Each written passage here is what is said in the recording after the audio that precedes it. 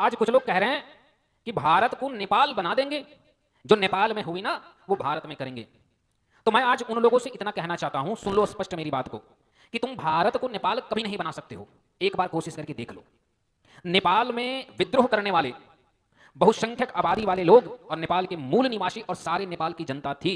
नेपाल का सरकार का साथ देने वाला कोई खड़ा नहीं था। लेकिन अगर भारत को किसी ने तोड़ने की कोशिश की या भारत में हिंसा फैला करके भारत को आगजनी करने की, राष्ट्रद्रोह करने की कोशिश की, तो याद रखना तुम भारत के विरोध में 40 करोड़ उतर सकते हो, 15 करोड़ गद्दार और सेकुलर हिंदुओं के साथ। तो हम भी 60 करोड़ उतर सकते हैं तुम्हें ठोकने के लिए। हम भी 60 करोड़ अगर सड़कों पे उतर गए, तुम 40 करोड़, हम 80 करोड़, तो फिर सोचो सरकार क्या करेगी। और जो लोग कह रहे हैं कि नेपाल की जैसे भारत को बना देंगे, मेरी एक सवाल का उत्तर देना। नेपाल में जब युवाएं आंदोलन कर रहे थे तो नेपाल की सरकार गोलियां चला रही थी, और जिन लड़कों को गोलियां लगी वे लड़के डट करके खड़े रहे और फिर अगले दिन आंदोलन में उतर गए और नेपाल की सरकार को गिरा करके माने। तुम उनकी तुलना भारत में उन लोगों से कर रहे हो जो 5 मिनट में चप्पल छोड़ के बरेली से भाग गए। ठीक है, मानो कि नेपाल से तुम कर लोगे बराबरी।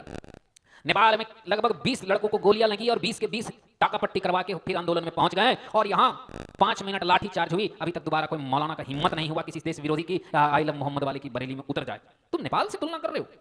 नेपाल में विरोधी हिंदू था। अब आप इतना ही से समझ दीजिए कि हिंदू का विरोध कैसा होता है। जब हिंदू जागता है तो कैसे जागता है कि नेपाल की सत्ता गिरा दिया, गोलियां खाई लेकिन नहीं भागा। लेकिन भारत में चंद लोगों को देखिए कि 4 लाठियां में भाग करके खड़ा हो गया। यह है आंदोलन में अंतर। तुम भारत को क्या बदलोगे? तुमने कहा धारा 370 उठेगी तो भारत में नदी बह जाएगी, खून की मक्खी नहीं मरी।